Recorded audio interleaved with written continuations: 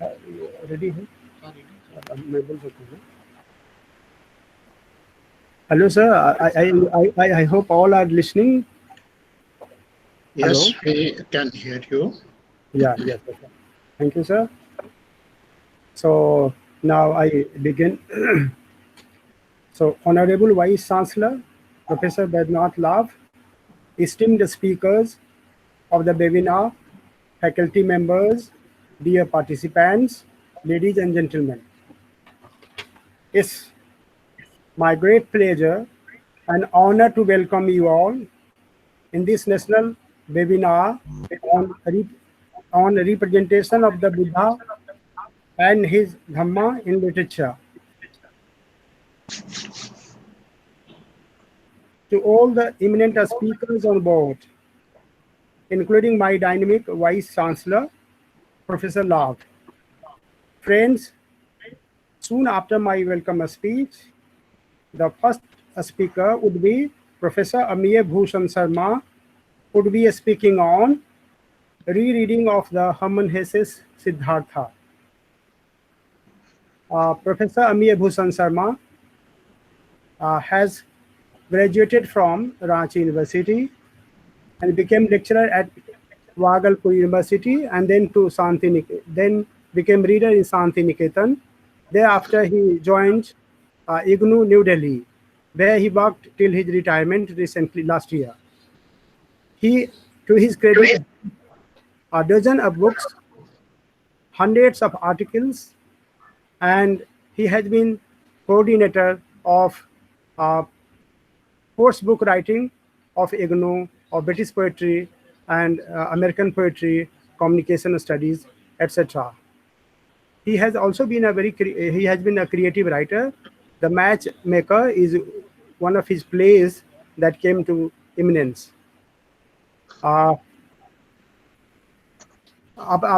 second speaker is Professor Nibir Kumar Ghosh, who is an eminent critic, a writer of books and articles. He has written more than a dozen books and nearly 200 articles and essays on various Indian, British, and African subjects. He was a Fulbright Fellow in Washington University. Presently, he is an UGC Emeritus Professor of English in Agra University. He also edits an article, edits a research journal named Remarking, which has attained almost more than 20 years. And he's contributing to field of academics in various other ways. Our third speaker is Professor Ram Ayodhya Singh. He has been a professor of English in Bir Kumar Singh RI University. He too has written more than 5 dozen books and hundreds of articles on Indian and African writers. He has edited 5 anthologies of poetry and short stories. He runs a literary journal called Explorer. Our fourth speaker is Professor Ram Bhagwan Singh, who is a retired professor of English from Ranchi University. He too has more than a dozen of books to his credit, besides more than 50 articles. His area of specialization is Sark literature. He is also noted translator and critic. And our fourth speaker would be presiding the seminar is Professor Bednath Lav, my own Vice Chancellor of Nalanda Mahavihara University, who had his initial education from the famous Netarhat School. Thereafter, he graduated from Ellen Mithila University. Then he moved to Delhi University, where from he topped in MA Buddhist Studies from Delhi University. Thereafter, he shifted to, he joined as a lecturer to Jammu University, and thereafter he worked in several capacities in lecturer, reader, professor, as Dean Academics.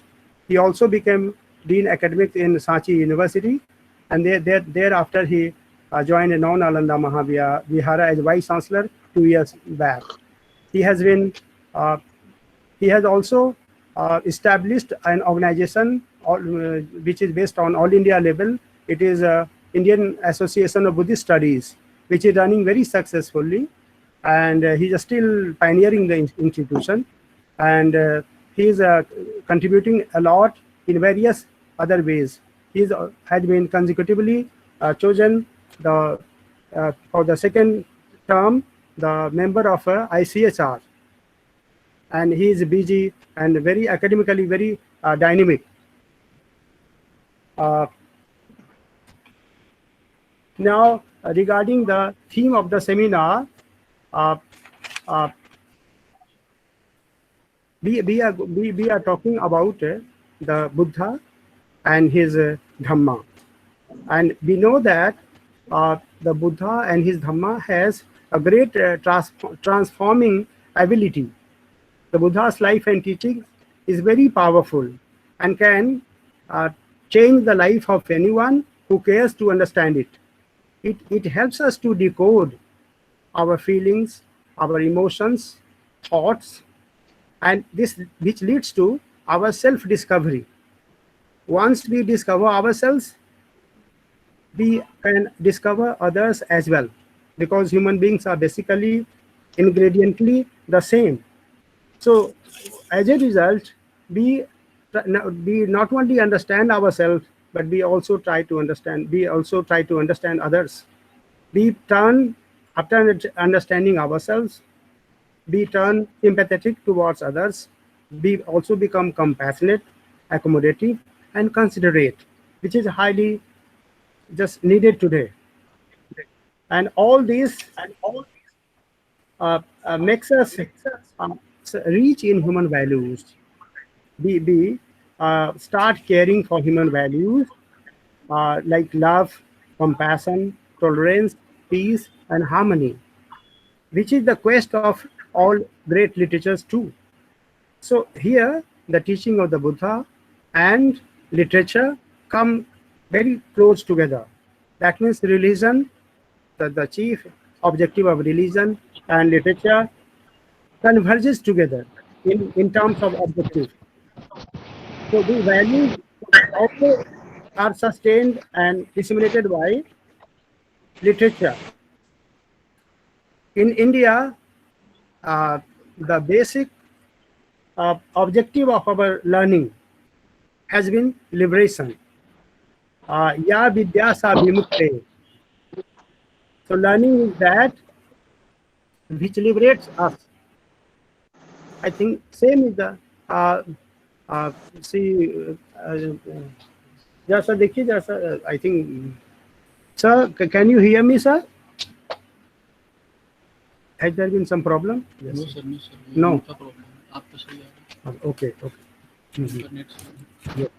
So literature too aims to liberate us, sensitizing us through pain and pleasure. They represent in poems and stories. So the Buddha's teachings does the same. So Buddhism and literature, in terms of objective, the final aim comes to occupy the same position. The seer and the saints simply turn inward, and the writers turn inward as well as outward. They also represent outer world. So for example, see, Buddha had inner journey, while the writers, poets, they turn towards outer world. देखिए जैसा कुछ कोई disturbance है? Are they listening? They are listening? Okay. Sir, so therefore there are great many similarities between literature and literature and Buddhism. The basic objective of both are one and the same. I think literature becomes a medium to transmit, to disseminate the teachings of the Buddha to the world. Once spiritual attainment of Buddha was attained, he was in conflict regarding how to share the subtle knowledge that he has acquired through spiritual penance that is too subtle to be inexpressible in a way. So Buddha finally decides to deliver his teachings to the world. Now the role of literature comes in. So Buddha very successfully, although in plain words, with the help of metaphors, with the help of stories, delivers the stories. That means the role of literature comes very much with the Buddha himself. How beautifully, how nicely, uh, in a narrative with a wonderful narrative technique, uh, how to deliver the teaching of the Buddha has been a question before him, which remains a question for us today. So literature and Buddhism converges here very much. Now we have several literatures uh, where Buddhism is encoded, in which Buddhism is encoded. Pali, Sanskrit, Chinese, Tibetan studies are the languages, are the literatures where the Buddha's teaching are encoded. Now, in modern times, in modern Europe, see, after 19th century, Buddhism has become so popular that it has started influencing other modern literatures of the world. And Buddhist, uh, the teaching of the Buddha has come to occupy a very prominent place in Europe and America, and its impact could be felt in literature as well. So here we all are today to discuss how Buddhism has impacted literature right from the beginning till modern days. Uh, so that has been our quest. That has been our broad objective of this webinar. So here, friends, scholars, we would be deliberating on how Buddhism has impacted literature right from the days of his enlightenment to till modern days till today. So that has been the basic objective. I welcome you all again for participating and bearing with all the technical problems here with the webinar. We are here uh, for wonderful deliberation. We have on panel good scholars here who would be enlightening you on the issue. I hope some technical problems that we see sometimes as aberrations will be resolved during the course. I welcome you all, sir, for being here, participating in this webinar. So this is, I thank you all, and now I invite Professor Amiya Bhushan Sharma would be making his deliberation on rereading Harman Hesse's Siddhartha. So with this, I thank you all. Yes, sir.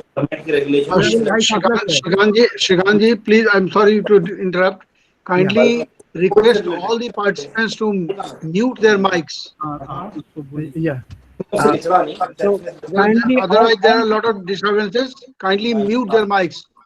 all the participants are requested to mute their mics because it creates disturbance, and see other participants are not listening ourselves properly. So all the participants, kindly mute your speaker, please. Now I invite Professor Amiya Bhushan Sharma, sir. So Professor Amiya Bhushan Sharma, sir, are you listening me? Professor Amiya Bhushan Sharma, sir, are you listening me? Sir. If he has not been, okay. So for some technical reason, he is not getting connected. So in the meanwhile, I can ask Professor Nibir Kumar Ghosh, sir, for his deliberation. Professor Nibir Kumar Ghosh, sir, I hope you won't mind speaking first. Just by chance, I just allotted him to be the first speaker. I think you deserve most. You speak first. So Professor Nibir Kumar Ghosh, sir, may I request you, sir, for your deliberation, please? Are you listening me? Yeah. Thank you, Dr. Shrikant. Yeah. Honorable Vice Chancellor, Professor Lab, distinguished speakers, worthy participants from various parts of the country, and I can recognize the presence of some friends. I welcome you all to this webinar, and I bring greetings from the city of the Taj to all of you. A very warm welcome. It is a matter of chance that I have been assigned the role of night watchman in the absence of the first speaker. But sometimes, you know, night watchmen in cricket, they have to shoulder a lot of responsibility. I congratulate Nalanda Mahavihara for the topic they have selected, representation of the Buddha and his Dhamma in literature. Buddha as a name which inspires reverence, confidence, inspiration, not by virtue of mere precepts and dogmas, but by the virtue of his divine presence on earth. Because if one single man born on this earth could have prevented a powerful monarch like Emperor Ashoka to lay down his arms and conquer the world, not with the help of weapons, but with the edicts of Buddha's teaching, I think it is simply nothing short of a miracle. Apart from the impact that the Buddha had on Emperor Ashoka, which created a kind of a first historical outburst of a world religion, I think this is very significant. When we think of Buddha and his Dhamma, we must understand that what urged Buddha to leave the safe and cozy confines of a prince's life to go out and seek enlightenment for all. Disgusted with the eternal metaphysical discourses of his day, tired of cumbrous rituals, railing against the caste system, he went out in search of the truth. The impact can be gauged from the fact that in our world that we live in today, godmen and godwomen appear every day and say, "Follow me and you will go to heaven." Buddha said with his dying breath, "None can help you. Help yourself. Work your own salvation. Do good and be good." Buddha is the name of infinite knowledge. And rather than glow in riches, Buddha went with a begging bowl and preaching for the good of man and animals with a heart as large as the ocean. He was against rituals. He once had the courage to say to a king, "If a sacrifice of a lamb helps you reach heaven, then the sacrifice of a man will take you much higher. You kindly sacrifice me and reach up to greater than heaven." He showed through the power of work how we can also attain to the highest spirituality. To many, the path becomes easier if they believe in God. And even great monks like Swami Vivekananda had said, "I wish I had one infinitesimal part of Buddha's heart. And in the same statement, Vivekananda says, perfection does not come from belief or faith. Talk does not count for anything. Parrots can do that. Perfection comes through the disinterested performance of action. These were some of the words from the speech that Swami Vivekananda had made at Detriot. When we think of Buddha in literature, the most spectacular example of one single book popularizing Buddhism in the Western Hemisphere is Light of Asia, published in 1879 by Sir Edwin Arnold. And it is probably one of the, after the 1873 Parliament of Religions, where the stirrings of Buddhism were made in USA and in some of the European countries too, it was largely due to Sir Edwin Arnold's Light of Asia that the emphasis that Buddhism could have in America as well as in European countries. And in Light of Asia, there is a small statement by Edwin Arnold where he says, a great tree grows from two soft leaves to spread its shade afar. Two small leaves, and it grows into a huge tree, which we come to know as Buddhism today, to spread its shade afar. Then another book that popularized Buddhism in America especially was the Dharma Bums, published in 1958 and authored by Jack Kerouac, the beat writer. And there are several statements that he makes in the book which I would like to share with you.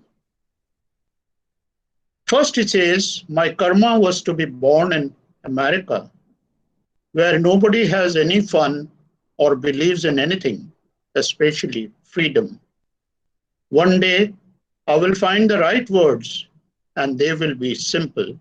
And the message, when we are talking about Buddha's Dhamma, the message that you get from this book is, one man practicing kindness in the wilderness is worth all the temples in this world. Then we come to another powerful book which has popularized the idea of Buddha's life and teachings, and that is Harman Hesse's Siddhartha. One statement will probably give you the impression of what I have in mind when I talk about the reverence for the Buddha, where he says, I've always thirsted for knowledge. I have always been full of questions. And if you look at Buddha's enlightenment, this is one of the most important ingredients of his search, that I have always been full of questions. So the rationality that you find in the teachings of Buddha, this is one of the most important legacies that Buddha could have left. Then we come to one of the very important work of art, which probably every student of literature or every student of philosophy is aware of, that is The Wasteland, published in 1922 by T.S.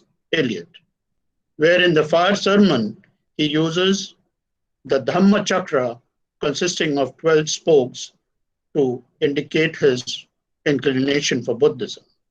If you look at the wasteland, the end of the wasteland is with a few words. And what are those words?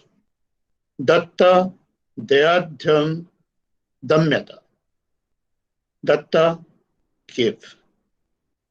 Dayadvam, be compassionate.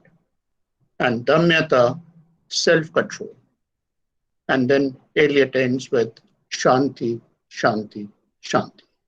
So though it is quite significant that the Western world has sort of understood in a very significant way the legacy of Buddha, and through these, some of these writers. My specific topic is African American voices and the legacy of Buddha. Friends, when Dr. Shrikant extended the invitation, I immediately, and he told me that you can tell me the topic in 5 minutes. So I thought 5 minutes was probably not a long time, but immediately it came to my mind that one of the things which, apart from the impact of the pandemic COVID-19, has left in today's atmosphere is the killing of Floyd George in America, the Black American.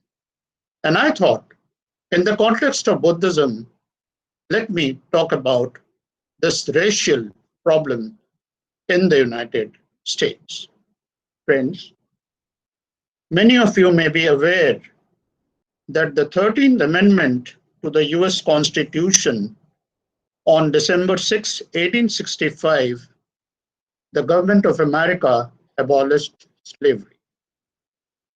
And so many years have passed, almost 160 years, and still you feel what in 1944 Gunnar Medal said when he published his book called The American Dilemma, Democracy, and yet so much of discrimination. That is the dilemma of America.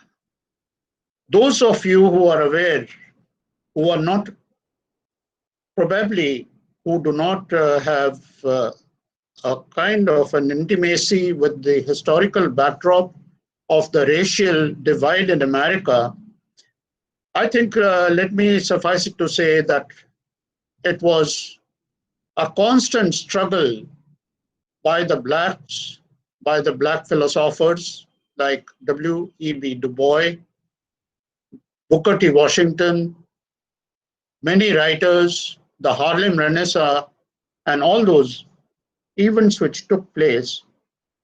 But the African American, who was first known as the Negro or Black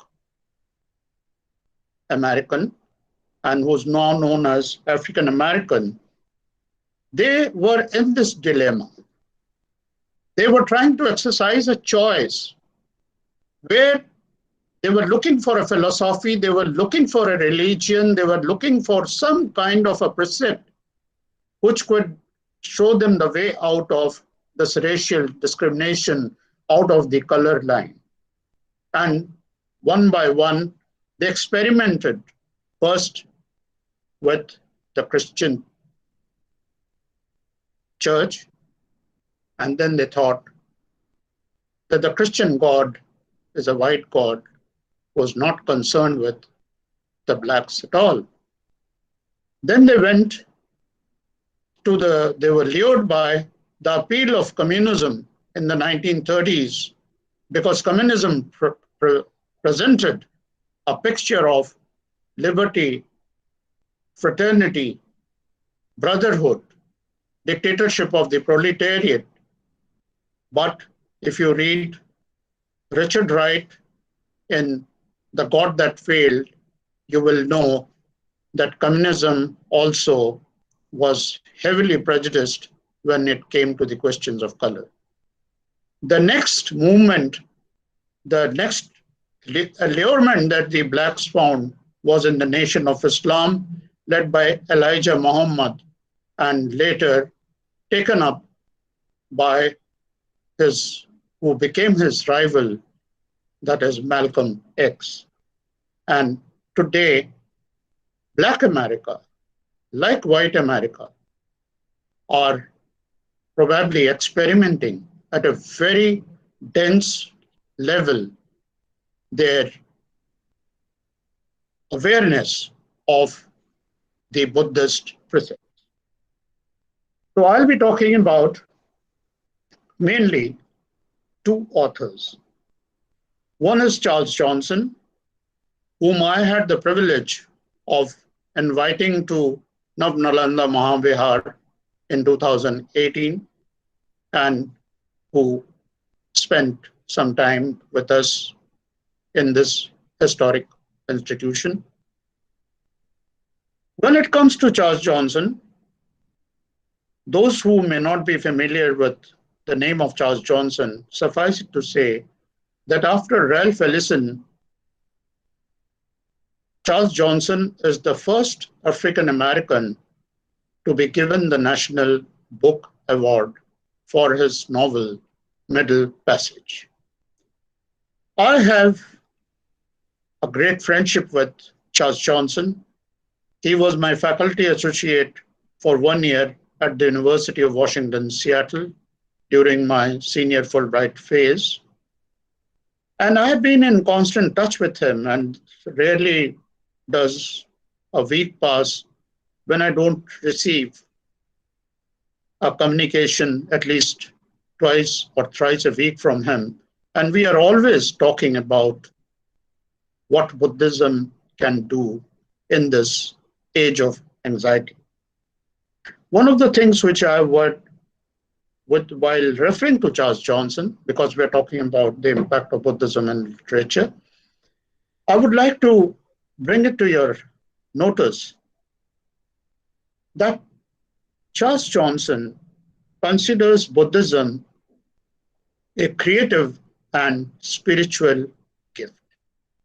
He calls the Buddhist Dhamma the great democracy of being. He was introduced to the idea of meditation at the age of 14, and he took a formal vow as a lay Buddhist or Upasak in the Soto Zen tradition about 11 years ago. The idea which appeals about Buddhism, and one thing which I would like to share is the amount of commitment that Charles Johnson has in his huge house. He has his library in the basement, and he has a gym also. And when we visited his home, we were surprised to see that all the walls had the quotes from Buddha in Devanagari Lipi written in his own hand. He learned Hindi, he learned Sanskrit so that he could actually reach these stages. What he feels about Buddhism, which can be significant to the African American viewpoint. Number one, the impermanence of all things. Things change, they don't remain the same. The things evolve. And the second thing he says is, when I see Buddha going out for enlightenment, the first thing that awakens in him is how to overcome ahankar, the I maker in all of us. Then he talks of non-attachment to material things. Instead of going in for more and more material desires, fulfilling your desires, he says that what Buddhism can teach us as writers and as lay readers, that instead of chasing selfish desires, can we not start making efforts to see someone else happy? Instead of desiring things, wouldn't non-attachment and helping others make you feel freer and happier? He says that Americans, they have been fatigued with American materialism, consumerism, and the emphasis on constantly having and getting and chasing external things we are told from childhood to desire. And he says that I was more interested in creating art, which is a form of giving, a way of giving creative and spiritual gift to others. What I'm going to share with now is something very significant. When I asked him in one of my conversations that how do you see Buddhist Dharma in whatever you have experienced as a Black American in terms of your philosophers or leaders, his answer is the Buddhist Dharma is the most revolutionary and civilized of possible human choices. As the logical extension of Martin Luther King's dream of the beloved community and Du Bois' vision of what the world could be if it was really a beautiful world. W.E.B. Du Bois, in his Dusk of Dawn, makes it very apparent that when the Black man becomes free, he should not desire fancy cars, great meals, huge assets, real estates, and all the riches in the world like the white man. And what Martin Luther King says that he has taught him is non-violence, non-materialistic, non-dualistic, and all these form the basis of teachings by the Buddha that encourage metta or loving kindness towards others and towards ourselves. I would also like to inform this learned audience that there is a film by Jenny Phillips called The Dhamma Brothers. It is a 2007 created film. It's a documentary where it tells you how the value of mindfulness training can be valuable to anyone who is fighting distress, suffering, be it a question of color or racial indignity. And what is very significant is Buddha Dharma allows us to take control of our lives at the source of its origin, that is the mind. If we can control our mind, if we can make the mind obey us, then we can begin to experience what is called the supreme consciousness. And with ahimsa or harmlessness toward other sentient beings, we can create a kind of an exchange which will create the ideal universal brotherhood. Here again, I would like to talk about another African American. His name is Lama Rangrol. Lama Rangrol, gentleman, was born a Negro, and today he is the founder of Rainbow Dharma, an international Buddhist collective. And you can see the extent of his involvement. He came all the way from America, went to Maharashtra, lived 1 year in Maharashtra, visited all nearly 1,000 kilometers he has covered, visiting the Dalits, because he felt that the Dalits and the African American, they have the mutuality of struggle in common. And what I wish to sort of emphasize is that rather than talk about any tenets of Buddhism that exists in different corners of the world, you will be surprised to know, ladies and gentlemen, that he says that what appealed to me was when I was trying to go into this Buddhist practice, somebody gave me a speech by Dr. B.R. Ambedkar. I don't even remember what the name of the title of the speech, but that speech brought a revolution to me.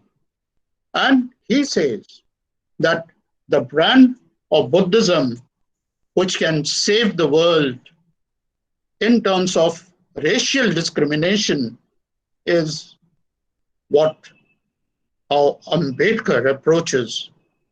And you're all familiar with the book that Ambedkar wrote, The Buddha and his Dhamma, which is probably in total sync with today's theme.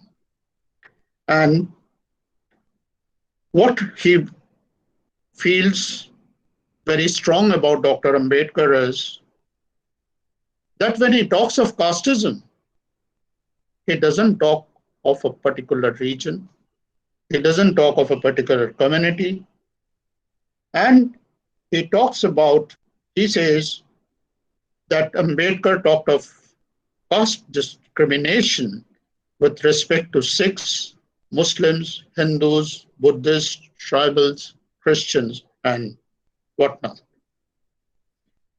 And what he placed, the greatest emphasis that Lama Rangrol picks up from Dr. Ambedkar, number one is the importance of Buddha's moral teachings, making those teachings our way of life.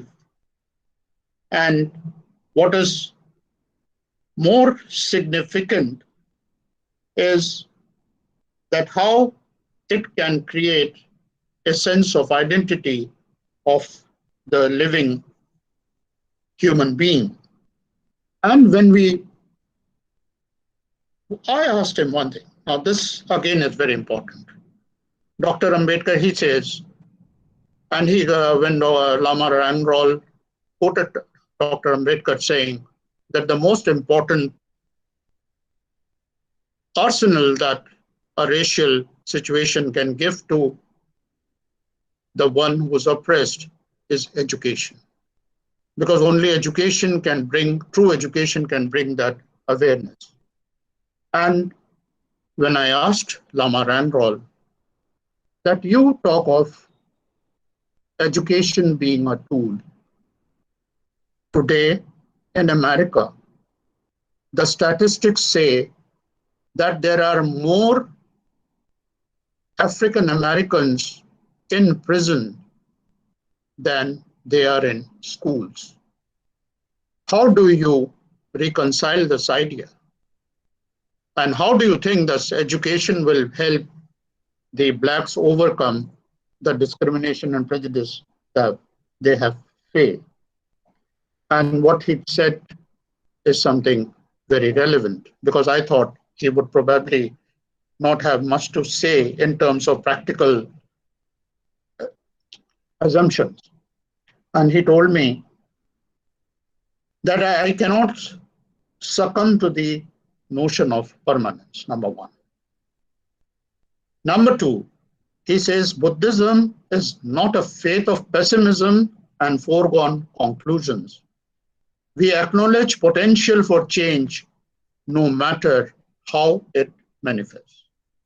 And he says, he quotes the example of Malcolm X. He says Malcolm X was not a Buddhist. He was a drug peddler. He was involved in rape. He was involved in crime, and he was jailed.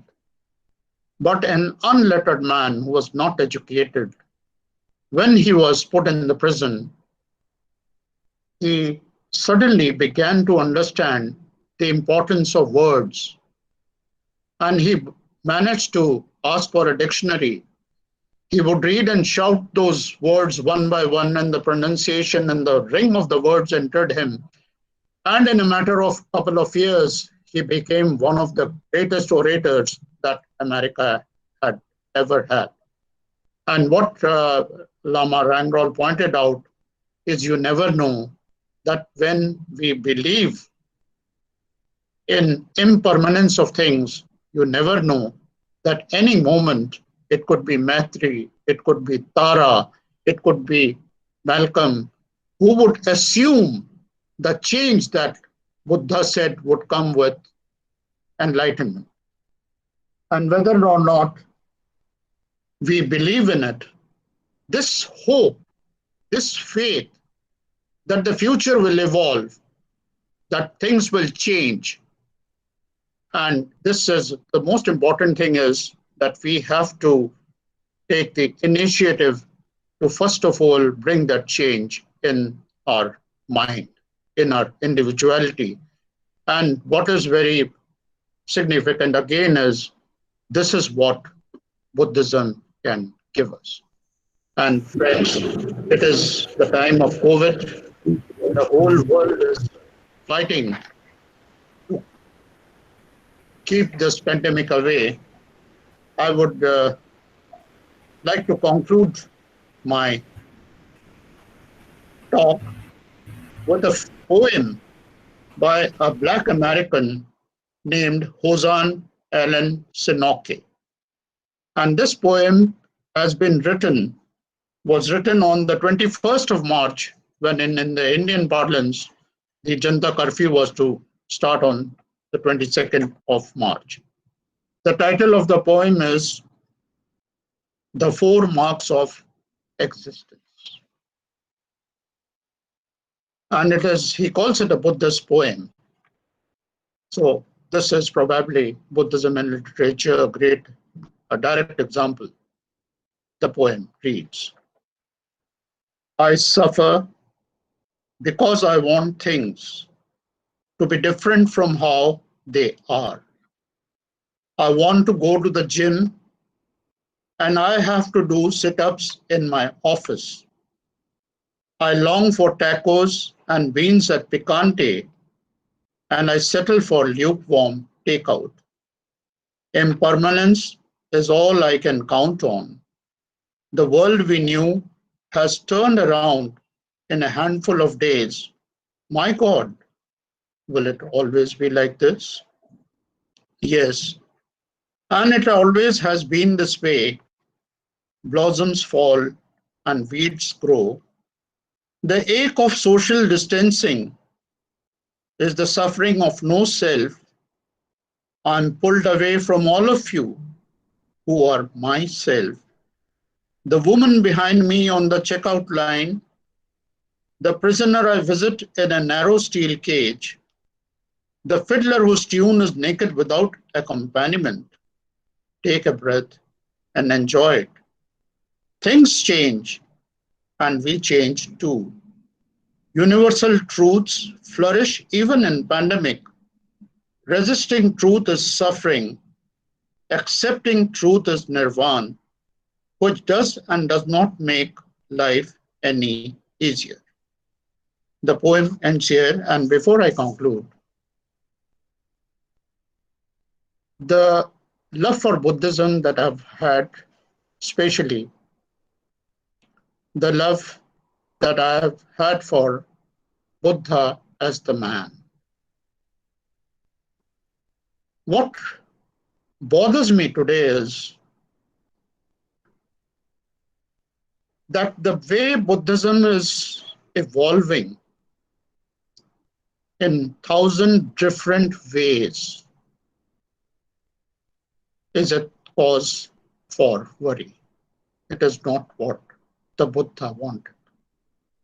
And as I told you in the beginning, that he says that nobody can work the salvation for you. You have to work for yourself. And today when I see all these Buddhist institutions sprouting in different corners of the world, I'm a little apprehensive because they are growing into the likes of multinational corporations. So as academics, as scholars, as lovers of Buddhism and the Buddha, Let us come together and in our own little way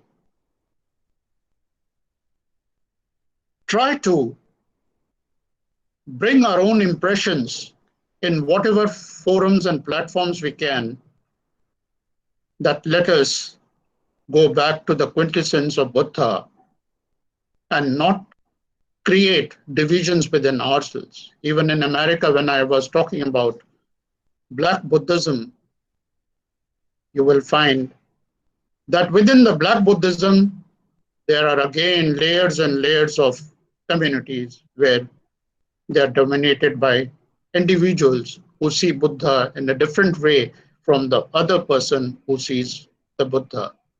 And there is white Buddhism, there is Black Buddhism.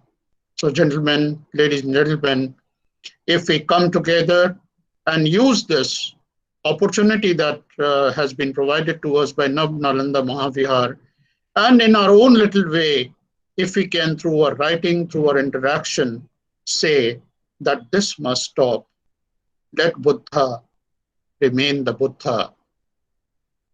Thank you very much. I'm very thankful to Nalanda Mahavihara for giving me this opportunity to share my views with you. Thank you so much. Sir, thank you very much, sir. Thank you for delivering an excellent lecture. Thank you very much, sir. Thank you very much. Sir, Professor Nivirke Ghosh, sir, are you listening to me, sir? Yeah, I can listen. Yeah, I can hear you. Yeah. So, thank you very much, sir, for your excellent deliberation. Thank you very much. Thank you very much. And if there are any doubts or questions, because I have made some controversial statements, I would have to attend to them when at the end of the session. Yeah, at the end of session. Okay, sir. Thank you, sir. Thank you. Now, may I request Professor Ram Bhagwan Singh, sir? Do you listen to me, sir? Professor Ram Bhagwan Singh. Yes, I can listen to you. Yeah, sir. So I think now it's your turn. Professor Amir Bhushan Sharma, for some technical reason, is not getting connected. So I think we would wish you to speak. So are you ready, sir? Yes, I am. Okay, sir. So please go ahead, sir. Please.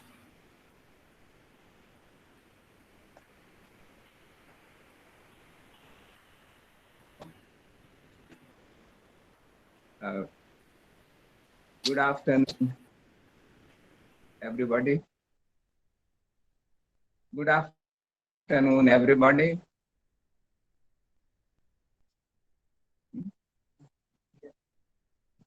Yes.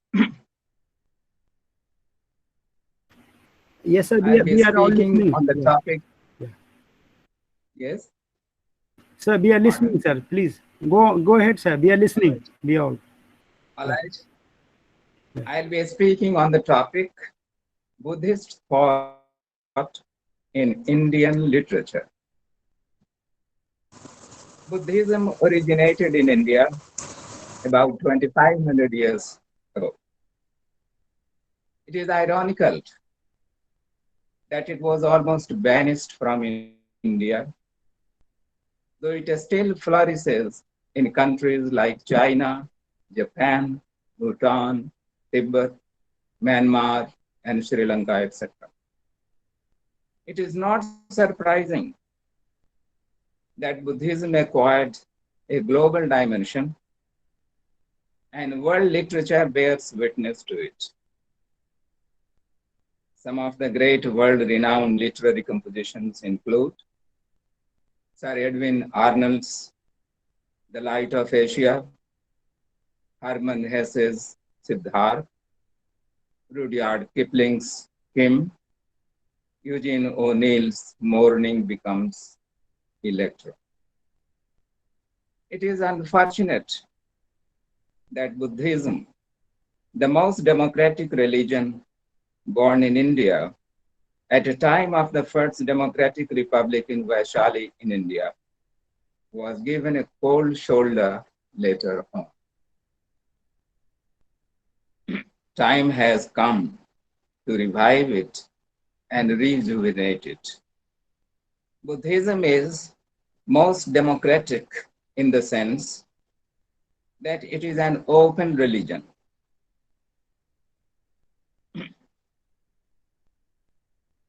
No caste barrier.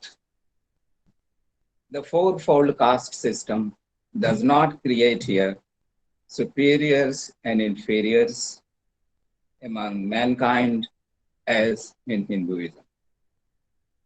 There is no question of touchables and untouchables. Certain jobs reserved for some and some debarred to others. Moreover, Buddhism came as a protest against excessive ritualism.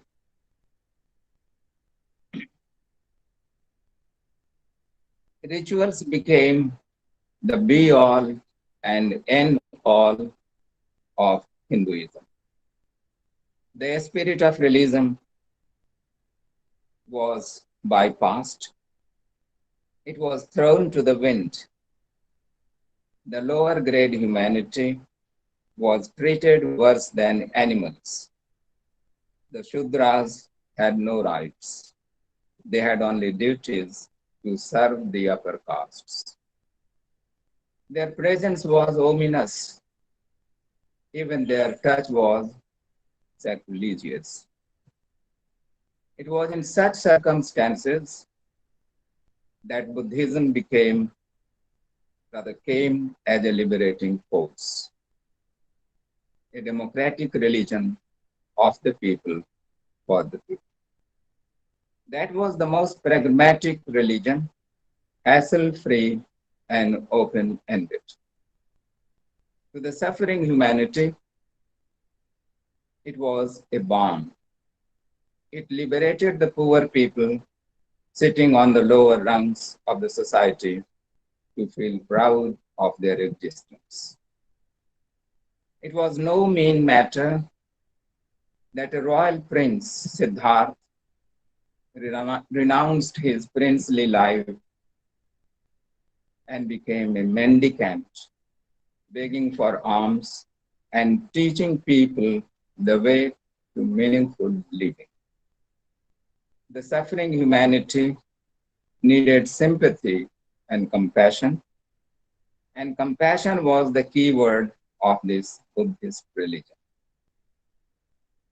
The Buddha found out the diagnosis of people's suffering. He, however, did not rule it out. He told the people clearly that there is suffering in life. There can be no life without suffering. But he also said that there is a cause for suffering, and also that one can get rid of suffering and attain salvation. He advised people to become their own light, their own guide. Nobody should act on hearsay. One should first ascertain the truth of a thing and then act cleverly. Buddha also advised people to break off the chains of useless tradition and act wisely. Whereas there are reflections of Buddhist thought on world literature, we have just as well novels and stories and anecdotes dealing with the life and teachings of Gautam Buddha. We have creative literature, both in English and the local vernaculars. There are the Jatak tales told through birds and animals that read like entertaining stories for children, carrying moral lessons for all people. That was the Buddha's way of preaching the mass lessons of good conduct and wisdom.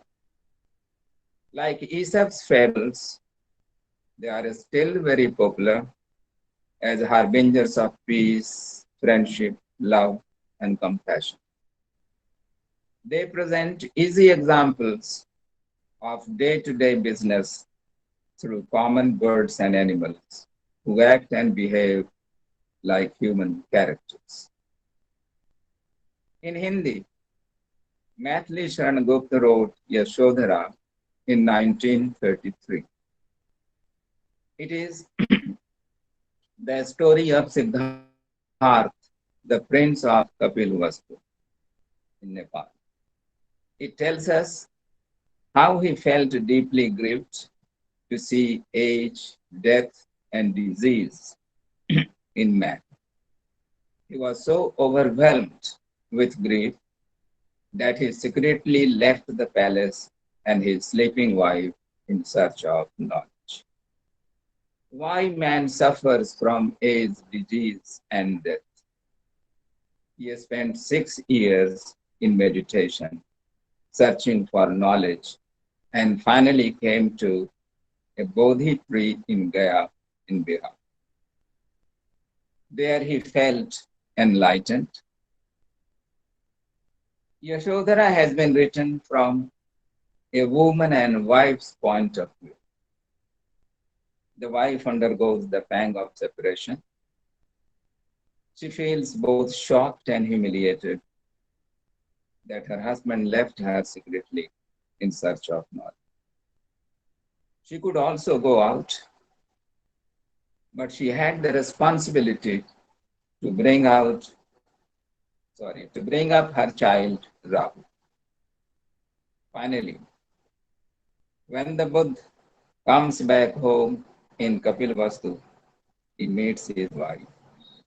Yashodhara also joins Buddhism and becomes a disciple.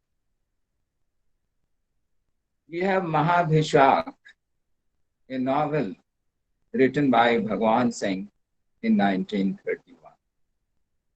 It is the story of Siddhartha's supreme renunciation of his life's ease and prosperity. Mahavihara means that it celebrates the basic principles of Buddhism. For example, nobody is superior because of his birth. All are equally respectable. Through its protagonist, Ashwaghosh, the writer has poo-poohed the hollowness of godhood and godism. It establishes equality of man to man and has no love for extraterrestrial powers. It is a novel of humanism in keeping with the philosophy of the book. Ram Vriksh Benipuri, another Hindi writer, wrote a drama titled Ambapali. It is a very interesting play based on the life of Siddhartha. During that period, Ambapali was a most celebrated dancer. She had her affection for Ajatashatru, but later she abandoned him for the Buddha. She was so impressed by the Buddhist thought that she gave up her dancing career and riches and became a Buddhist disciple. She was the first to be admitted into the Buddhist fold. The drama was very popular those days, and even today it attracts the reader. However, literature today can hardly change one's thought, bedeviled by politics. In Indian English writing, we have a few dramas and novels dealing with Buddhist thought. In 1956, Harindranath Chattopadhyay wrote Siddharth, Man of Peace. It is a drama in which the writer invokes the teachings of the Buddha in the troubled times. The dramatist begins with a prologue which illustrates the present crisis in civilization in the face of the nuclear power. He writes, millions dying and dead in Europe, in Russia, in China. However, the incidents are only symbolically indicated and not presented on the stage. For this, a warlike situation is hinted at, and we see on the stage a palm leaf manuscript hanging from the ceiling, bearing 5 letters PEACE, symbolizing 5 monks. Immediately as the play opens, there is a bomb blast, and the 5 monks fall flat. The dramatist sets the tone and temper, suggesting the mood of our time. Thus, today, when earth and sky are filled with gloom, and human life goes speeding to its doom, when mercy and compassion are forgotten, and love deserts the heart, leaving it rotten, when the whole world stands facing grim disaster, today the world recalls the golden master. The memory of him who shall again establish beauty in a world of pain, whose message of compassion and of peace shall once again be heard, and men shall find release. Backstage, the voice of Bhikkhu chant together, Buddham Sharanam Gacchami, Dhammam Sharanam Gacchami, Sangham Sharanam Gacchami. Stage by stage, the drama unfolds the succeeding events in the life of Siddhartha. His meeting Sujata and reforming the dreaded dacoit Angulimal present the most beautiful dialogues of all time. The last lines contain the core of his findings in life, says the Buddha. O earth, mother of life, be witness, my goddess of truth. My earth, you are witness, I have triumphed, I have conquered. The kingdom of heaven is here. You earth, you are the true and only kingdom of heaven, and man the only God. There is a touching scene when he returns to his native city of Kapilavastu and meets his wife, Yashodhara, and son, Bhagwan. But the language fails again, and the bhikkhu's concluding speech is sheer bathos. To quote, from Buddha's time, the message has been coming down right up to our own when Mahatma Gandhi preached it and even died for it. And today Jawaharlal Nehru bears in his hand the banner of Panchsheel. Vimala Raina wrote Ambapali in 1962. It is a historical novel as it presents the historical events as well as social and cultural scenario of the age. The story centers around Ambapali, the legendary dancer, as beautiful and rich as she was honored in Vaishali. Here the novelist admits that her purpose in writing the novel was, to quote, to bring to light the life force of my country as far back as 600 BC and to portray its culture, religion, and philosophy and the glory that was, unquote. Ambapali gives her heart to the disguised Ajatshatru, but realizing her mistake, she goes to Buddha who accepts her as a disciple. As a nun, Ambapali confronts Ajatashatru and disparages him with words, I welcome you to darkness and despair, Samrat of Magad. I bring to you the offering of the defeated and the humbled. I have nothing to offer, yet I wished not to meet you empty handed. So I bring you this, she said, offering him the long silk tresses of her hair.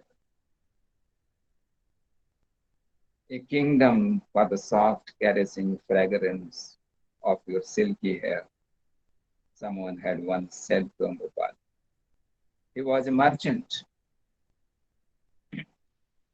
who loved her. Her hair I bring to you, and this ring which the merchant had put on her finger. But he fled away from her to die into Yamuna. It makes Ajatashatru humble, and he realizes the meaning of compassion. The Buddha has been a perennial source of inspiration for the poets and writers. Sarojini Naidu's poem, To a Buddha Seated on a Lotus, is a piece of divine ecstasy. Ramesh Chandra Dutt wrote Buddha's death, which is more than a tribute to the great saint. The poem brings out the quintessence of Buddhist thought and philosophy. P. Lal's The Deer at Nara, Achyut Bose's Nirvan, K.R. Srinivas Iyengar's The Incantations, all carry the essence of Buddhism. Tagore's Natir Puja, worshipping the dancer girl, and his narrative poem Abhisar carry gems from the Buddhist thought. And not to speak of Mulk Raj Anand, the Indian novelist in English, who was himself an agnostic and non-conformist. Anand did not believe in the supernatural powers. His religion was humanism, compassion and cooperation, rather than rituals, were the essence of his philosophy as a writer. And Raja Rao, the man who wrote The Serpent and the Rope, and The Chess Master and his books, encapsulates the Buddha's noble truth of suffering. Buddhism believes that the basic root of human suffering is spiritual ignorance. Mandling in The Serpent and the Rope says the intellectual brilliance of Buddhism has no equal in the world. It is the religion of the modern age. These words remind me of Tagore, who believed that Buddhism was the ultimate hope of humanity, which is now being burned in the hellish fire of greed and exploitation. There is another model who Shagufta came Fatima after any smoke. Mike please mike off करें है ना Quran Shagufta echoed Fatima the अपना very mike off करें concept of suffering in Buddhism. He says, you know, Suzanne, that is what the Buddha asked. Why is there dukh in this world? And what was his answer? Because there is birth and death. You lose what you must love, and you ask for what you cannot have. Such is the wheel of life. Rahul Sankrityayan thoroughly endorsed the thoughts and teachings of the Buddha in his various writings. Dr. S. Radhakrishnan delivered the British Academy lecture on a mastermind, his subject being Gautam the Buddha.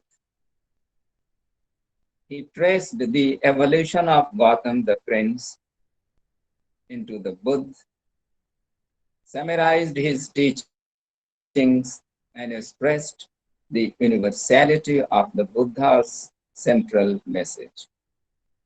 I feel tempted to quote the most quotable from his speech. The quiet end of the Buddha contrasts vividly with the martyrs' deaths of Socrates and Jesus. All the three undermined, in different degrees, the orthodoxies of their time.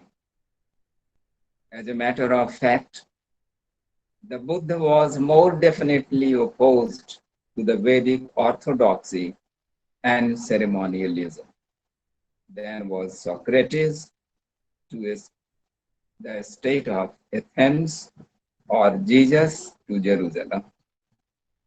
And yet he lived till 80, gathered a large number of disciples, and founded a religious order in his lifetime. Perhaps the Indian temper of religion is responsible for the difference in the treatment of orthodoxies. Thank you very much for giving me a present here. Thank you all.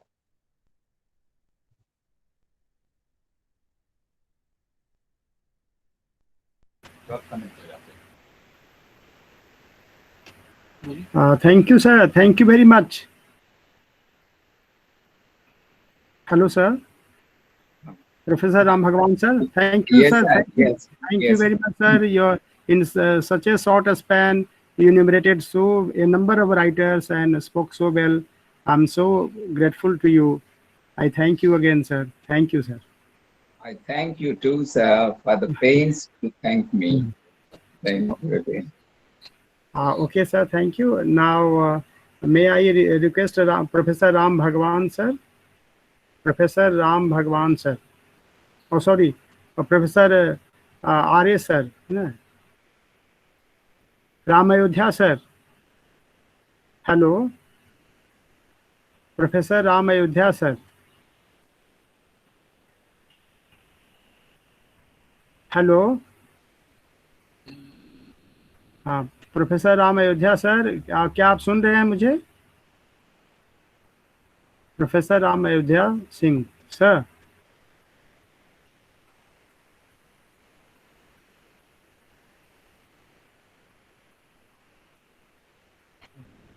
कैसे पता चलेगा? How to connect him? Professor Ram Ayodhya Singh. Professor Nivirke Ghosh, sir, are you listening to me, sir? Professor Nivir Ghosh.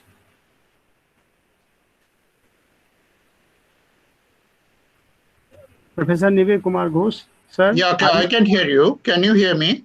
Oh no, yeah, I was trying to check whether somebody is listening or nobody is listening. I think. No, no. At least I am listening. You can be sure. Sir, thank you, sir. Thank you, sir. Professor Ram Ayodhya, sir. Hello, Professor Ram Ayodhya, sir. जरा सा phone से connect कर दिया, जरा सा एक second मेरी.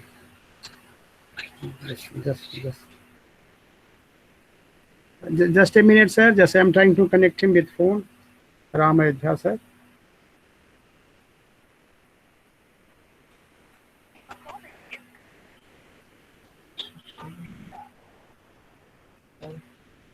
इनके बाद तो फिर भाई साहब ने sir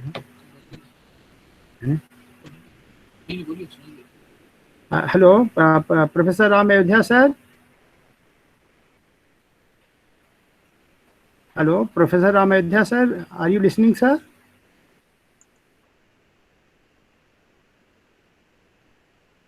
Ram Ayodhya sir is not listening. So now I will call upon my own Vice Chancellor, Professor Bednath Lal, sir. Professor Bednath Lal, sir. Honorable Vice Chancellor, are you listening me, sir? Hello. Yes, yes. Uh, I'm very much here, and I just kept on listening to all the scholars. hi, okay, sir, okay, sir. Oh, So one speaker, Professor Amir Bhushan Sharma, sir, could not get connected. Now, hmm. Professor Ram Ayodhya Singh, he was connected. His face appears on the screen, but I think There is sound no is connectivity. some connectivity issue is there because yours will be presidential. So I am trying for few minutes. Professor Abhay Singh, his mic is not unmuted. Professor Ram Ayodhya Singh. Okay. Abhay Singh, it is shown by, I think his son's mobile number is Abhay Singh. So, Was he also supposed to speak? yeah, Ram Ayodhya Prasad Singh, Professor Ram Ayodhya Prasad Singh was supposed to speak. Okay, So, okay, okay. so he is not connecting. I don't think what happened. So thereafter, because yours presidential, so I cannot just reverse the order. No, you would be the last. So I think if he is not, But if you like, because after presidential address there is no question answer. yeah, That is yeah, not the procedure. So if you like, I can wait for some time, yeah, and you may allow some questions to be put. yeah, yeah. I think it's a good idea, sir. Good And idea. after that, I would like to speak something from my own side. Yeah, but by the time if Professor Ramedhya Singh gets connected, I think he may also speak something. Okay, no problem. But if some people have some queries, they Yeah, may be allowed to yeah, ask. yeah, yeah. Yes, sir. You can Okay, just sir. announce and you can apply. Allow. Okay, sir. So once more to Professor Ramedhya Singh, sir, are you listening? Professor Ramedhya Singh, Professor Ramedhya Singh. I think some movement is there. Hello, Professor Ramedhya, sir. Yeah, there is some problem. Seems there is some problem in connectivity. Yeah, yeah. He appears to have Professor Ramayodhya Singh, sir. Hello? No. It's better that you just Yeah, allow yeah, question yeah, answer, and if yeah, he gets connected, then we can listen to him again. yeah. So now, just uh, uh, I once thank all the participants who are connected and who are taking interest in the deliberations. I thank you all for your presence and continuous support and just you are listening the valuable deliberations. In the meanwhile, if any of you have some query to specific speakers, Professor Nibil Kumar Ghosh and to Professor Ram Bhagwan Singh, you may put your questions to them. Specifically, you may unmute your uh, just speaker and you may put your questions. Please, any speaker who would wish to ask questions may ask question, please.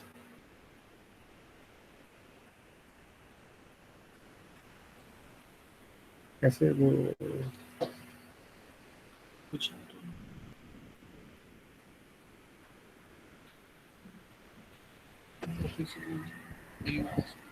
uh, dear participant listeners, anybody of you who are interested in making some queries regarding two deliberations, one by Professor Nivike Ghosh, the other by Professor Ram Bhagwan Singh, may specifically ask questions. So, Yes, sir.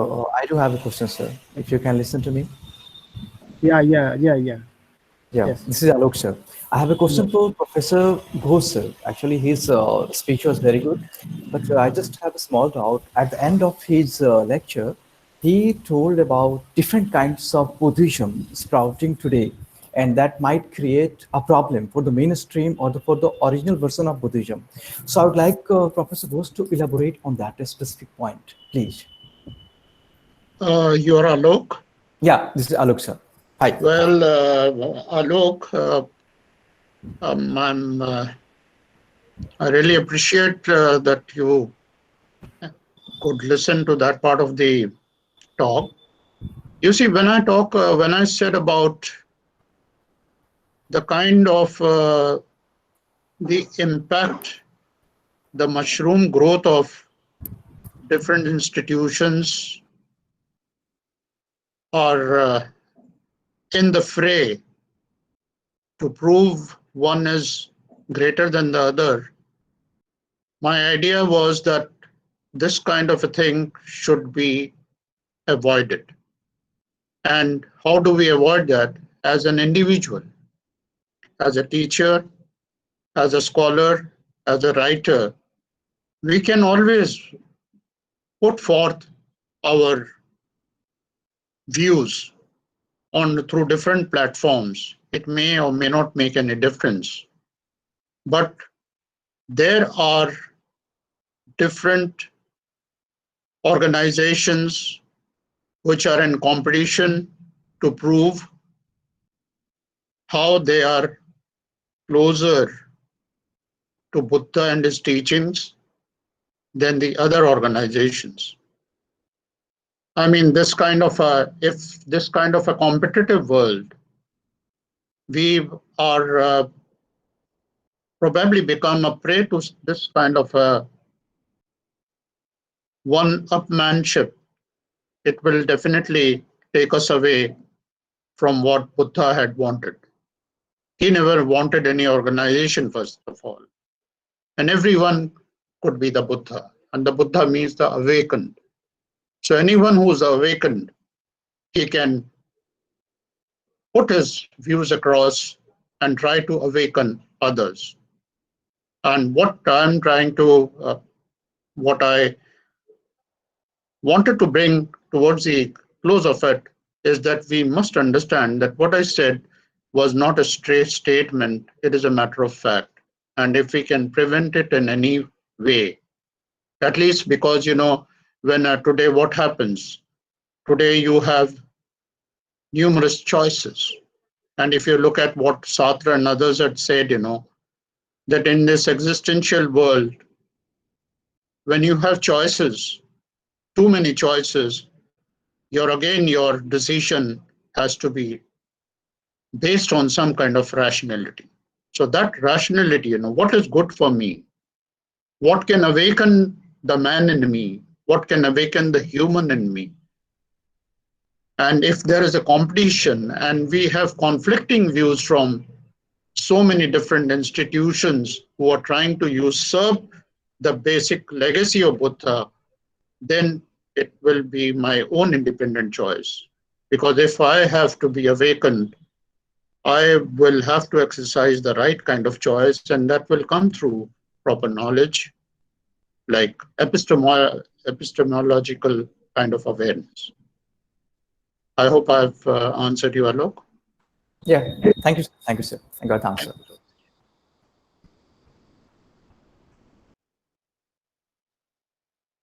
Alok, do you have any more questions?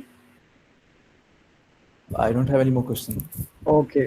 So Thank you. Thank you. Now, any other participants who wish to ask any question?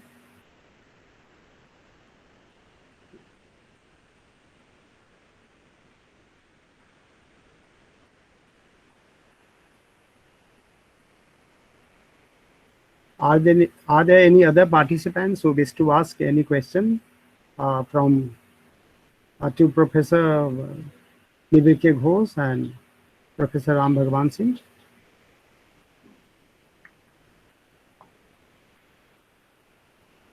Do we have any more questions? I suppose no. So Professor Ram Bhagwan Singh, he has already finished. Now Professor Ram Ayodhya Singh, sir. Professor Ram Ayodhya Singh. Oh, he has already left. So now may I request my Honorable Vice Chancellor, Professor Vaidnath Lal. Sir, since question answer session had also been very short, and now your session is over now. So But two of the speakers, unfortunately, just could not get connected. One had just dropped out. I don't know what happened technically. So now, may I request you for your presidential deliberation? Thank you, Please, sir. Dr. Siddharth Singh. Please, sir. It is a saying that well begun is half done. So at the outset, I would like to extend my very hearty thanks to you that you have initiated this process, and webinar uh, is now being organized by NNM, and you have taken the lead. So being the Dean Academics also, you have some very extra mile to go, and you have initiated, you have set an example by initiating this process. Uh, so first of all, let me thank you Thank you. for this endeavor, and I just continue to listen to Professor Nivir Ghosh, whom I have met 2-3 years ago in person, and Professor Bhagwan Singh. Both these scholars. I'm not a man of English literature, and my English is also not that much good like these great scholars. Still, I would like to share my own views and my compliments for their very elaborate deliberations, highlighting various aspects and literature regarding or concerned with Buddhism. Uh, both the scholars highlighted the contributions of various scholars, Indians as well as Western, American, African, and all other scholars. I think, and this is correct also, that Buddha lived some 2600 years ago, not 25. Now come out of 2500 years. 2500 years was celebrated uh, long ago. Now let us uh, shift to 2600 years. So what he gained, what he attained as his supreme knowledge at the under the root of Mahabodhi tree at Bodh Gaya, he, first of all, he was not very much enthusiastic about sharing his views with others, but after spending almost 7 weeks, he decided, and as conveyed in the, as revealed in the Pali literature, Mahavagga, it was Sahampati Brahma, Brahma, the Lord of this universe, who approached him and made him agree to share his subtle views with the people. And accordingly, the Buddha decided to go to Sarnath, where his 5 companions were there, and he set into motion what we call the first Dharma Chakra, the wheel of righteousness. And we all know that these were 4 noble truths. There is nothing new in it. Everybody knows it.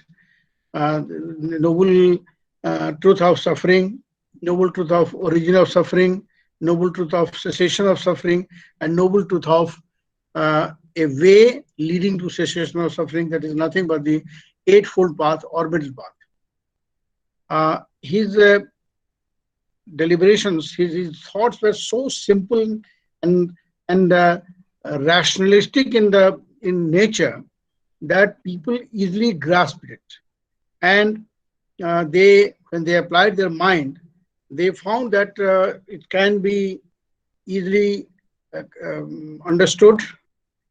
There is no need of any extra or unseen force like Brahma and etc. etc.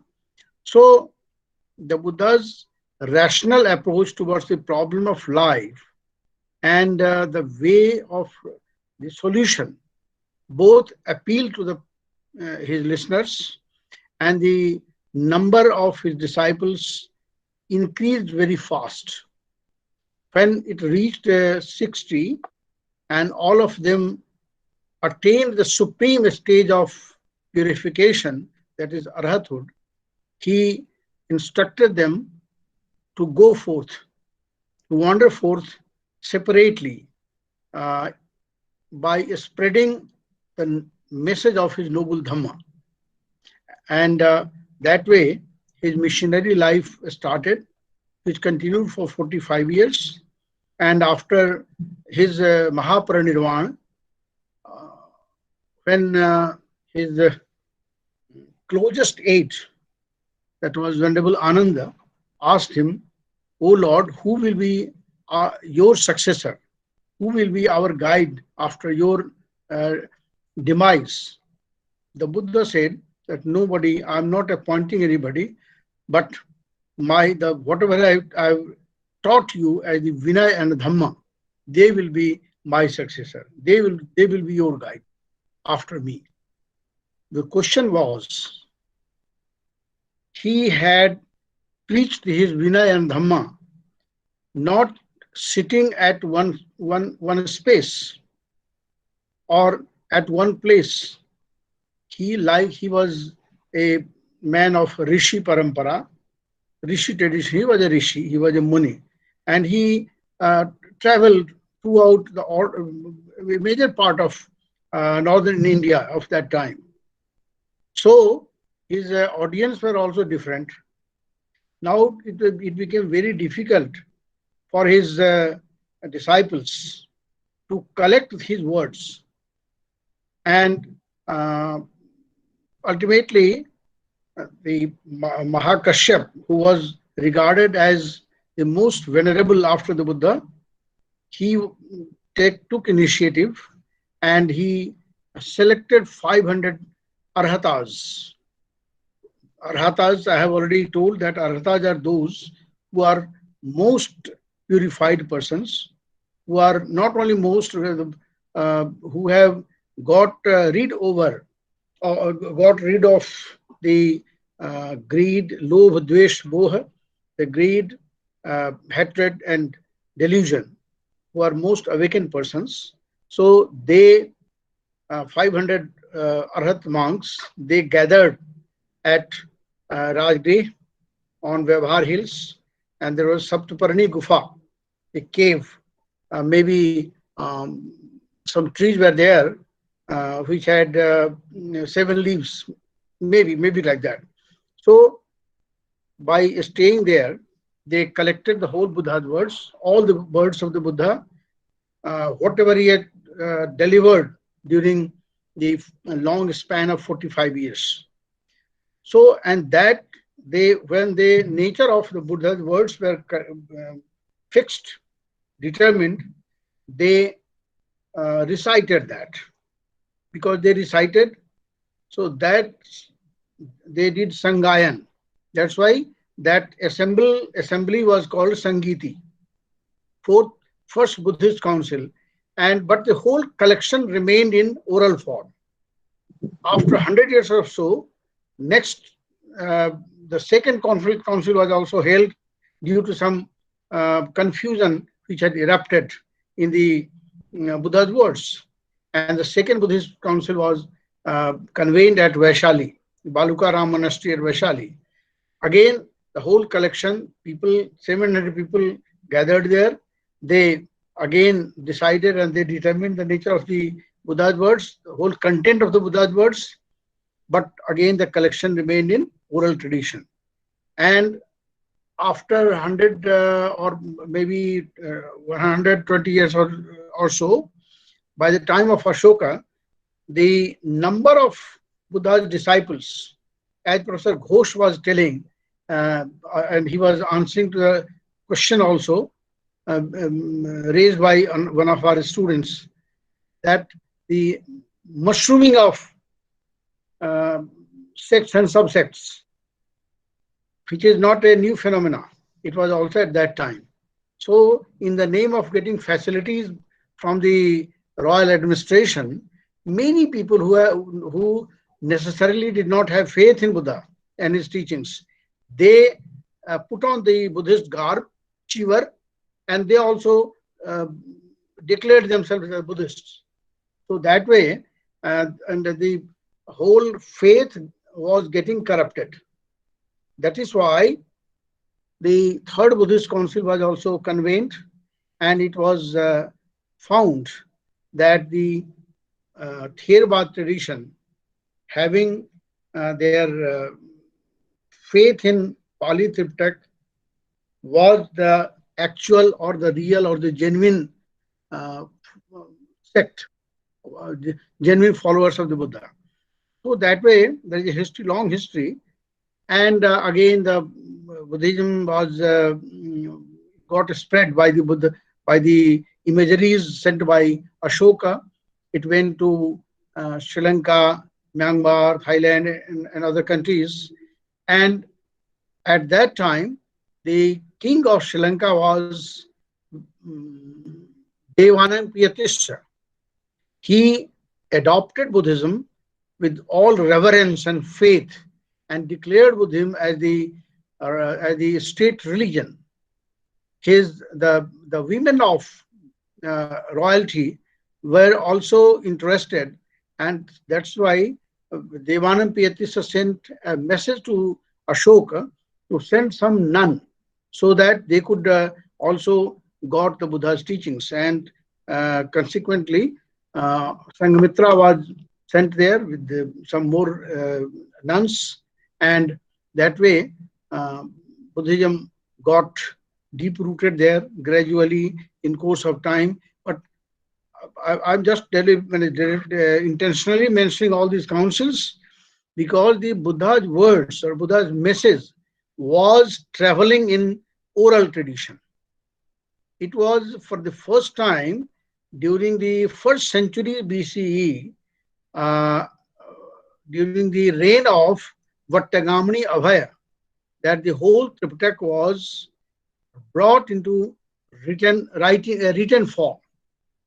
And now onwards, there was there was very less possibility of any corruption or any deletion or addition in the Buddha's words. And this way, the whole oral form of Buddhism or Buddha's teachings was brought into written form. That is the story of a new chapter. That is the beginning of a new chapter when the Buddha's message was brought into writing. Now we find that different, of course, at that time, at the time of Ashoka, there were 18 sects, and 18 sect people, they representative of 18 sects, they were claiming to be the genuine Buddhists. And it was the chairman of the Third Buddhist Council, Moggalaiputra Tisha, who proved that no, Theravada is the real form. But anyway, others also continued, and now we are more concerned with Pali or Pali tradition. It was in 1871 that Fifth Buddhist Council believed in the Theravada tradition, was convened by the king of Mandalay in Myanmar, and the whole Buddhist Tripitaka was revised, all corrected, and it was written on the inscribed on the uh, plates, stone plates, which were there is a campus, very beautiful campus in Mandalay, and the whole Tripitaka inscribed on plates, stone plates, are there. The Sixth Buddhist Council was again held for 2 years, from 1954 to 1956, in uh, Yangon, previously known as Rangoon, the uh, capital of Myanmar, and 2,500 monks as well as lay scholars hailing from different Buddhist countries assembled there, for 2 years they deliberated upon the Buddhist teachings and the Buddha's Tripitak, and again the whole everything was brought into writing again. I would like to mention here that on the basis of that mainly, Nalanda Mahavihara published the whole Pali Tripitak in 41 volumes under the general editorship of our founder director, Venerable Jagdish Kashyap. And later on things went on. Now there are a number of countries, even in Bharat, the Vipassana Research Institute, Igatpuri, published the entire Tripitak from its own side, and many Kathas and other things were also printed. And besides these original words of the Buddha, believed to be the original words of the Buddha, various scholars, as Professor Ghosh and Professor Singh have mentioned, that various scholars in different countries, they also wrote, they translated, they created their own, they made creative writings like Harman Hesse's Siddhartha. A film was also made on that, and some 40-50 years ago. And at that time I was doing BA, and I had an occasion to watch that film at that time. It's starred by Shashi Kapoor and Simi Garewal. And anyway,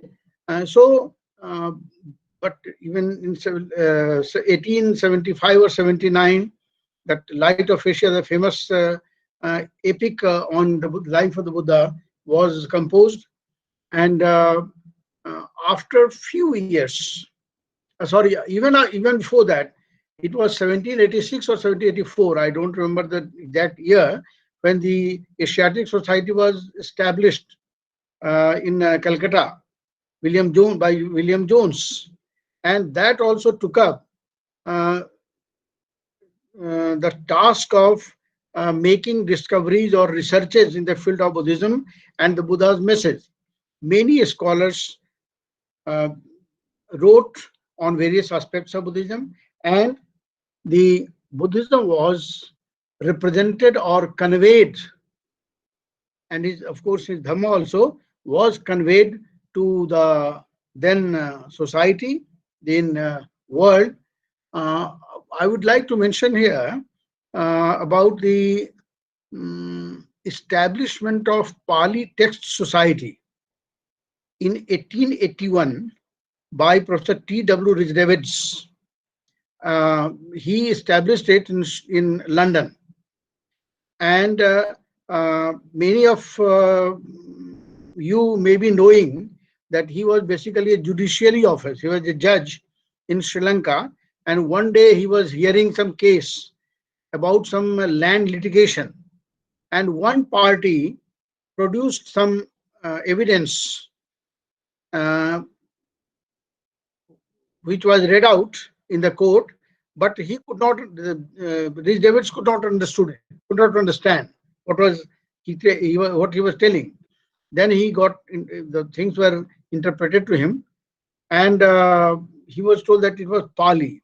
Of course, the script was Sinhalese, but the language was Pali. He got curious. What is Pali after all? Is it also language? And then he appointed he engaged some scholar as his tutor. He learned Pali very deeply, intensively, and he resigned from his office, went back to England, and established this Pali Text Society. Then he invited various scholars of Oriental learning of his time to come forward and cooperate and join hands in publishing Buddhist texts. The Pali Text Society itself took up the responsibility of publishing the whole Tripitak in Romanized form, in Roman character. And people like scholars like Harman, Oldenburg, Max Muller, Childers, and so many scholars. There is a galaxy of scholars who contributed, who came forward and wrote many things on uh, Pali literature, on Buddhist Sanskrit literature, and so many aspects.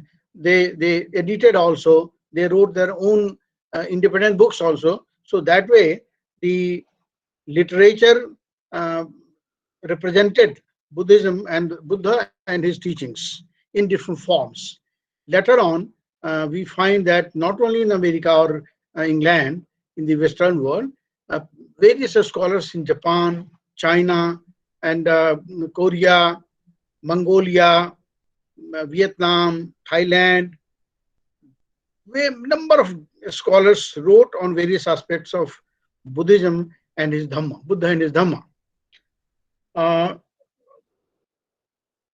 I was just thinking of number of scholars in our country also wrote. I was just listening to Professor Singh.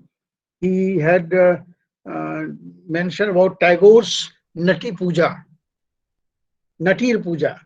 And one in Hindi also, the Rambrish Venipuri had written Amrapali Natak.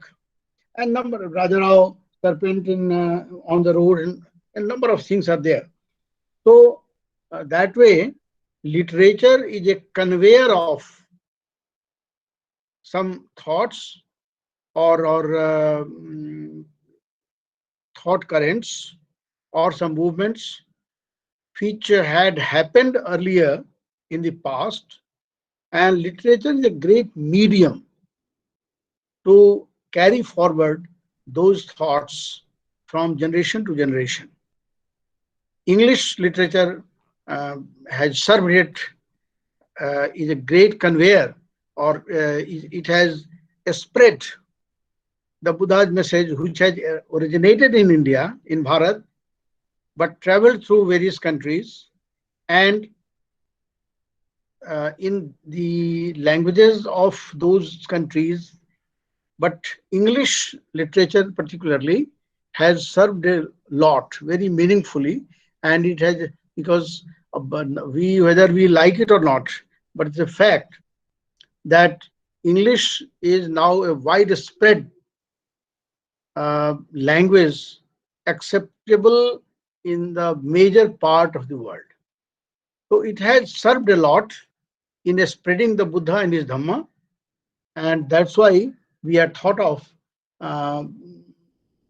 convening this webinar on representation of the Buddha and his Dhamma in literature. Although it was literature, there was no specific literature, English literature, Hindi literature, or Hindi literature, but I tried to make a tour of how Buddhism traveled or started in Pali literature, and with the passage of time was translated or some written independently in various languages of the world. And today we are getting it in a large number in English literature. Regarding one thing, I just, although it's not necessary for me to query or to satisfy the query of my student, our student Alok, it was, I think, Alok only who, Professor Ghosh. Was it Alok? Okay. Professor Ghosh was very much correct in telling that about the mushrooming of various sects and subsects and organizations in the name of Buddhism. It happens everywhere, not only in Buddhism, everywhere. We call very popularly, popularly, it is a very popular call, saying, Munde Munde Matri Bhinna. Every brain has different opinion. So whatever we say, there will be comprehension in different ways. But if the intention is pure, there won't be much difference. Now, every religion, and Buddhism is also not an exception to it, has its own marketing value. We find in different places, you will find not only Vipassana meditation, laughing meditation, walking meditation, sitting meditation. I don't know what sort of meditation it is. There are some people, Swamijis or Bhantejis, they are making money. And I'm not confining my thought on Buddhism only. It is, you will find it widespread in our different areas or different corners of the society. So Buddhism is also not an exception to it. However, if we are really sincere, if we are really faithful to Buddhism, if we are really faithful or sincere to listen and learn the Buddha's message, then our way of worshipping will be different. But there won't be clash, there won't be marketing, there won't be politics. But unfortunately, it is happening. That is why I always emphasize that if you want to know Buddhism, you go to the original source. You go to Pali, you go to Buddhist Sanskrit, you go to Tibetan, you go to Chinese. There will be some differences, but the essence will be the same. But unfortunately, in the 21st century, the religion has also been made as a tool to propagate or to make pressure groups. That is. So I fully agree with Professor Ghosh. He was pointing out at something which is very fishing or which is not welcome and which should not welcome. That is why we as an academician, we must have our own rational thinking. We must have a capacity to judge. So if there is something very valuable and positive, we take it. If there is something very negative, we leave it. And that is the proper way of adhering or following the path or the philosophy that we want to follow. So I appreciate Professor Ghosh for very boldly highlighting this issue. And I am also of the same opinion that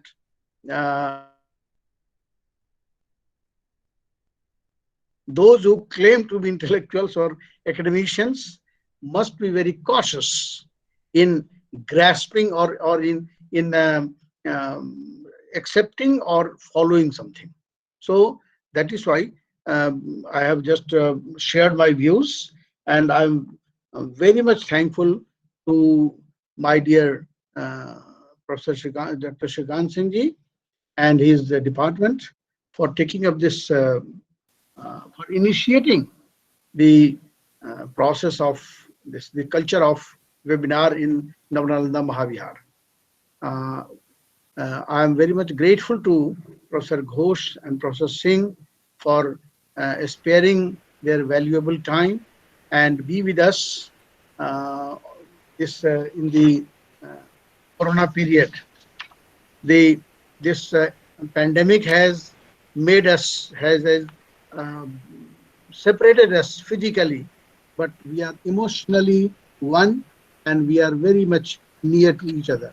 We are in proximity with each other, one another, and I hope you will continue to extend your supports to Nalanda Mahavihara in future also, although there will be a separate formal vote of thanks. But I personally express my all gratitude to both these scholars. We are very sorry that we could not listen to other scholars due to this maybe some connectivity problem. but in future also we shall get opportunity to invite them. And Professor Ghosh, I am very happy. I had met you 3 years ago. You and perhaps ma'am had both of you had come. So you are most welcome, and kindly keep on blessing the Department of English. Thank you so much. Thank you so much, Doc Saab. It was a pleasure being with you. Okay. Thank you. I thank my vice chancellor, who had been really behind all this motivation for organizing this webinar. He had been inspiring us, rather to me, for to take up this webinar, and with his blessings only, I could arrange it in short time, though not that perfectly, because the two of our speakers could not be connected, but the two who made the presentations made their deliberations so well that I think they more than compensated. So I just congratulate them and I thank them, and I feel grateful towards them that in such a short span they did make preparation and just made deliberations, and that too very effectively. That my vice chancellor is also happy for the presentation. So I thank my vice chancellor and all those who participated in the webinar. The formal uh, thanks will be proposed by Abhavya Ratnam, who is a guest faculty in my department. Abhavya Ratnam, can you hear me? Abhavya Ratnam, can you hear me? Abhavya Ratnam? Abhavya, can you hear me?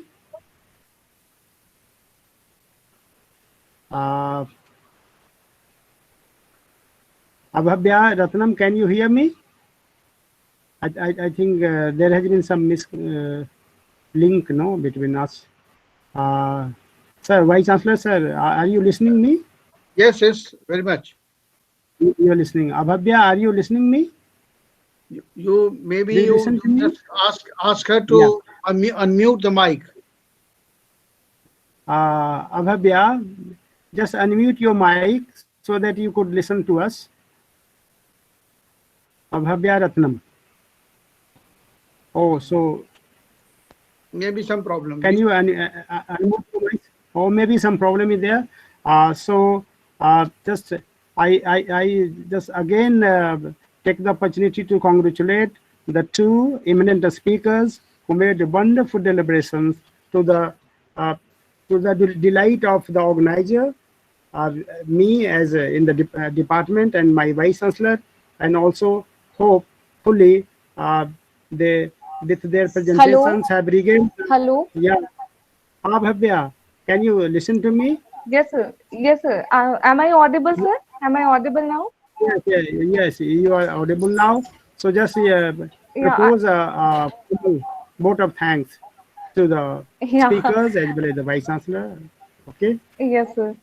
I apologize in anticipation. There has been heavy rain over here, and yeah, there are some network glitches and issues. So let me continue. Good afternoon, the Honorable Vice Chancellor, the eminent speakers, and the participants. On the behalf of the entire Department of English, now Nalanda Mahavihar, I extend my heartfelt gratitude to all of you for taking part in this virtual yet enriching session. Your active participation affirms that flow of knowledge can never be stopped, come what may. No matter pandemic or what, knowledge will find a way. I thank Professor Vaidyanath Lal, the Honorable Vice Chancellor, for providing this wonderful platform in these challenging times so that we could engage in such amazing and academically rich discourse, and also for delivering an informative mini lecture. We are really blessed to have a scholar of your stature as our guardian, sir. I extend my reverence and gratitude to Professor Nibir Kumar Ghosh and Professor Ram Bhagwan Singh for bestowing us with so much knowledge and wisdom in such a brief span of time. I would also like to thank Professor Amir Sharma and Professor R.A. Singh in absentia. At least they wanted to be with us. Let's thank them for that. I also thank the audience and the participants. Though we are meeting virtually, your zeal and curiosity has made the purpose of this meeting fulfilled and successful. It was a new experience for many of us, I guess. I myself am processing all the information that I have gained here. I'm sure that we will be gaining from all the speakers and their treasure chest even in the future. Last but not the least, I thank the Dean Academics and the head of the Department of English at Nalanda Mahavihara, Professor Shrikant Singh, who has organized this program so efficiently. I also thank the technical support team at Nalanda Mahavihara, who have been instrumental behind this web meet. Once again, thank you all. Take care and be safe. Goodbye.